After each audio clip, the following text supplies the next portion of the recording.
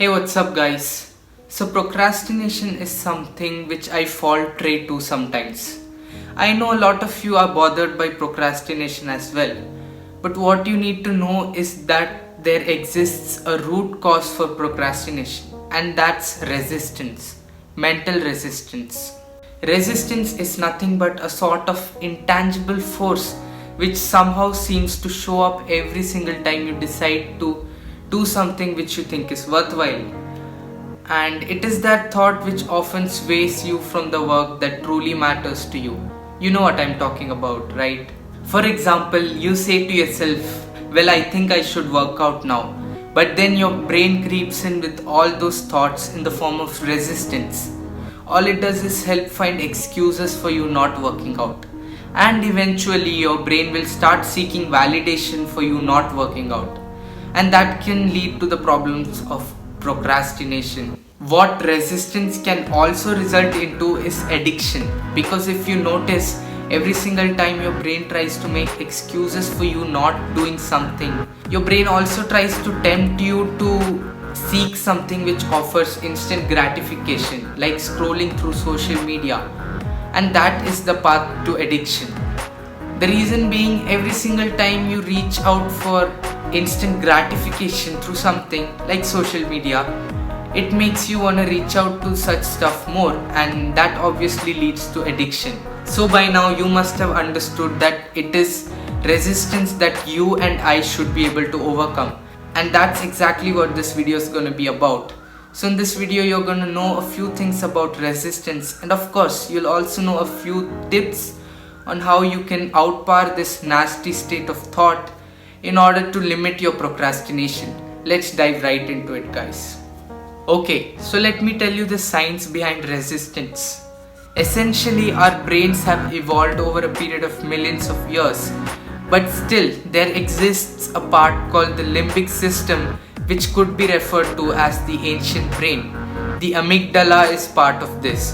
The amygdala is the part of the brain which senses threat and warns us of danger. It's that part of the brain which was responsible for keeping us safe by maintaining our steady state and warning us against potential dangers thousands of years ago in a primitive world where danger was everywhere.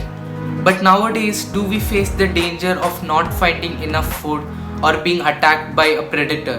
No, right? But the thing is, this part of the brain hasn't evolved much yet, and it still warns us of insignificant dangers.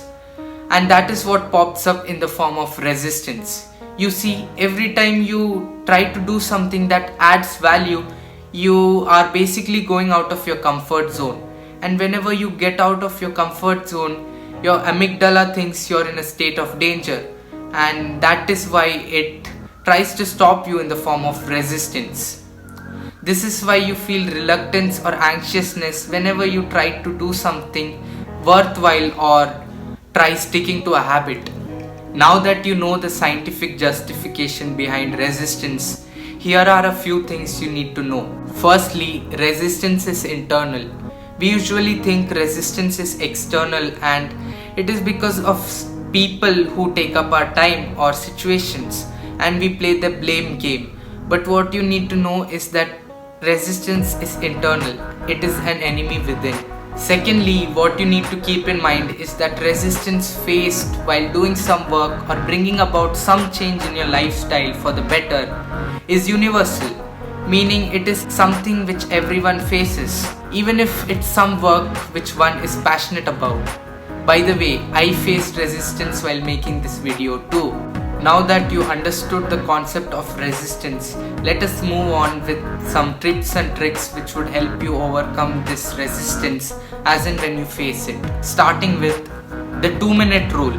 So there are a lot of rules like this. There's even some 5-minute rule, but in this video, let's just stick to this one. So the 2-minute rule is based on the thinking that resistance only lasts till you actually start doing the work. Once you actually start doing the work, all that resistance does not bother you anymore.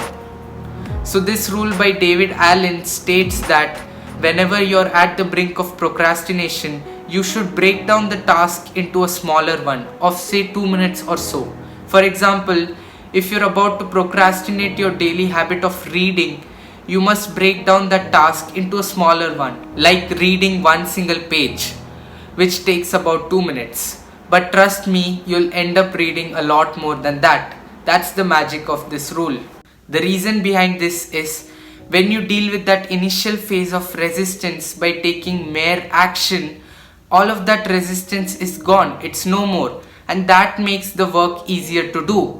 So remember, the key is to just get started. Now, there will be days when you won't feel like continuing even after those 2 minutes, and that's totally fine. You could stop after those 2 minutes.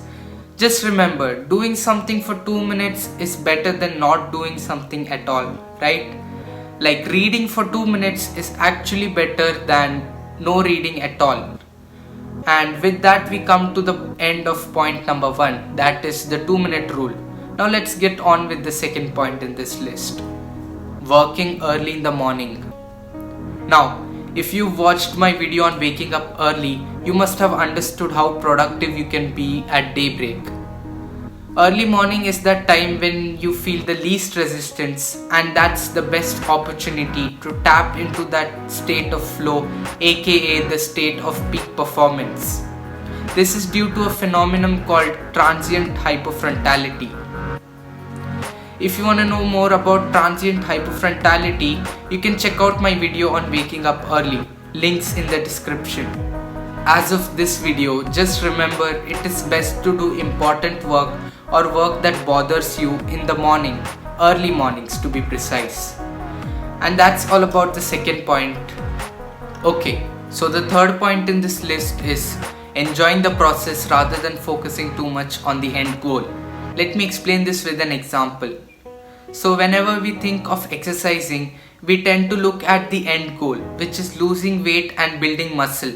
And that often is overwhelming for the amygdala, which elicits resistance. Because you're going out of your comfort zone by thinking about that end goal, which is a huge task. But if you shift your perspective and look at the journey, if you focus and enjoy the journey, you're likely to face less resistance and you'll procrastinate less. This is because when you focus on the journey or enjoy the process, you're likely to feel much more comfortable because it is something which is within your reach. And on the other hand, if you focus too much on the goal, the whole process might seem like a daunting task, and that can invoke a lot of resistance. So every time you're working out or doing something else for that matter, start enjoying the process rather than focusing too much on the end goal. That brings us to the end of this point. With this, we come to the last point in this list, and that's holding yourself accountable. I know it sounds counterintuitive to what I said in the previous point, but there's a subtle difference. Holding yourself accountable doesn't mean you get overwhelmed by your end goal and start procrastinating. Holding yourself accountable means that you set deadlines for yourself and you stick to those deadlines. Pressurize yourself a little bit. Let me give you my example. So if you've noticed, I upload a new video every Sunday. So that's one video a week. That's my deadline. And honestly, if I hadn't set deadlines for myself and started pressurizing myself, I would be missing uploads, as simple as that. And that's point number 4. With all of that being said, remember the key to overcoming procrastination is dealing with that initial phase of resistance. Once you've gone past that, things become a lot easier and you essentially enter that state of flow or peak performance. And that's all guys. If you enjoyed this video, don't forget to like this video, and if you've liked this video, you just as well might wanna subscribe to this channel and press that bell icon just so you get updated every single time I put up a new video here on this channel. So that's all guys. I'll see you in the next one. Until then, take care. Bye bye.